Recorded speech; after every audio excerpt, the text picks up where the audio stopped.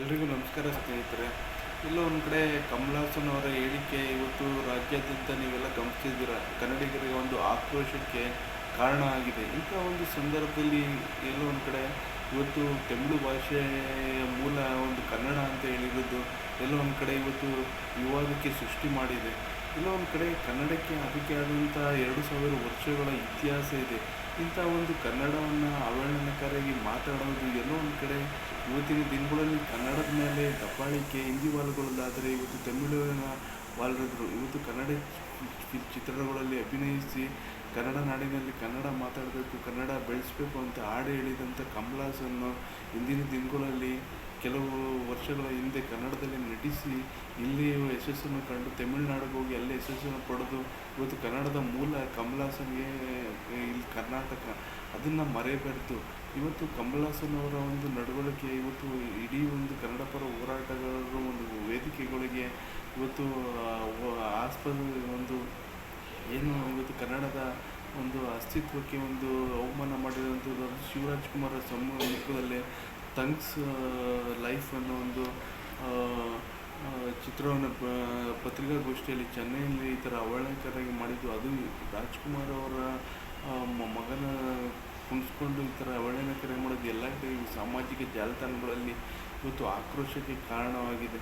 ಏನು ಕಮಲ್ ಹಾಸನ್ ಏನಾದರೂ ಮಾನ ಮರ್ಯಾದೆ ಇದೆಯಾ ನಿಮಗೆ? ನೀವು ಎಲ್ಲ ಭಾಷೆಗಳು ಇವತ್ತು ದಕ್ಷಿಣ ಭಾರತದಲ್ಲಿ ನಿಮಗೆ ಎಲ್ಲ ಭಾಷೆಗಳನ್ನು ಗೌರವಿಸಬೇಕು. ಇವತ್ತು ಹಿಂದೂ ಧರ್ಮವನ್ನು ಅವಹೇಳನಕಾರಿಯಾಗಿ ಮಾಡುತ್ತಾ ಧರ್ಮ ಭಾವನೆಗಳಿಗೆ ಧಕ್ಕೆ ತರುವಂಥದ್ದು ಯಾವ ರೀತಿ ಸರಿ? ಇವತ್ತು ನೀವು ಇವತ್ತು ನೀವು ಈ ಚಲನಚಿತ್ರಗಳಲ್ಲಿ ಇವತ್ತು ಎಲ್ಲ ಒಂದು ಭಾಷೆಗಳಿಗೆ ನೀವು ಸೀಮಿತವಾಗಿದ್ದೀರಾ. ಆಯಾ ಪ್ರಾಂತ್ಯಕ್ಕೆ ಆಯಾ ಭಾಷೆಗೆ ಗೌರವ ಕೊಡುವಂಥದ್ದು ನಿಮ್ಮ ಒಂದು ಕರ್ತವ್ಯ ಆಗಿದೆ. ಅಂಥದ್ರಲ್ಲಿ ನೀವು ಒಂದು ಕನ್ನಡಕ್ಕೆ ಅವಮಾನ ಮಾಡಿದ್ದು ಇವತ್ತು ಕನ್ನಡ ಹುಟ್ಟಿದ್ದೇ ತಮಿಳಲ್ಲಿ ಅಂತ ಹೇಳ್ತಿರೋದು ಎಷ್ಟು ಸರಿ? ಎಲ್ಲೋ ಒಂದು ಕಡೆ ಈ ಹೋರಾಟಕ್ಕೆ ಇಡೀ ರಾಜ್ಯದ 60 ಕೋಟಿ ಕ್ಷಮಾಪಣೆ ಕೇಳಬೇಕು. ಇಂದಿನ ದಿನಗಳಲ್ಲಿ ಏನು ಕೆಲವು ಕನ್ನಡ ತಾಯಿಗೆ ಅವಮಾನ ಆಗಿದ್ದು ಎಲ್ಲೋ ಒಂದು ಕಡೆ ಇವತ್ತು ನೆಲ ಜಲ ಸಂಸ್ಕೃತಿ ಅಂತ ಬಂದರೆ ಇವತ್ತು ಕನ್ನಡಿಗರು ಬೀದಿಗಿಳಿದು ಹೋರಾಟ ಮಾಡ್ತಾರೆ ಅಂತೇಳಿ ನಾನು ಒಂದು ಲೈವ್ನ ಹೇಳ್ತಿದ್ದೀನಿ. ಇವತ್ತು ನಾನು ಸಹ ಒಬ್ಬ ರೈತನ ಮಗನಾಗಿ ಇವತ್ತು ಹೋರಾಟಕ್ಕೆ ಎಳಿತೀನಿ. ಮುಂದಿನ ದಿನಗಳಲ್ಲಿ ಕಮಲ್ ಹಾಸನ್ ಅವರು ಕೂಡಲೇ ಕ್ಷಮಾಪಣೆ ಕೇಳಬೇಕು. ನೀವು ರಾಜಕೀಯದಲ್ಲೂ ಯಶಸ್ಸು ಕಾಣಿಲ್ಲ, ನಿಮಗೆ ರಾಜಕೀಯದಲ್ಲೂ ಅಂಥ ಏನು ಪ್ರೌಢಿಮೆ ಏನಿಲ್ಲ, ಆದರೂ ಸಹ ನೀವು ಚಿತ್ರಗಳಲ್ಲಿ ಯಶಸ್ಸನ್ನು ಕಂಡು ಅಭಿಮಾನಿಗಳನ್ನ ಸಂಪಾದಿಸಿರ್ಬೋದು. ಇವತ್ತು ಕನ್ನಡ ನಾಡಲ್ಲಿ ನಿಮ್ಗೆ ಅಭಿಮಾನಿಗಳಿದ್ದಾರೆ. ಅಭಿಮಾನಿಗಳು ದಂಗೆ ಎದ್ರೆ ನಿಮಗೆ ಮುಂದಿನ ದಿನಗಳಲ್ಲಿ ತಕ್ಕ ಶಾಸ್ತ್ರಿಗಳಾಗ್ತದೆ. ನೀವು ಕನ್ನಡ ಅಮ್ಮೆನ ಅವಮಾನ ಮಾಡಿದ್ದೀರ.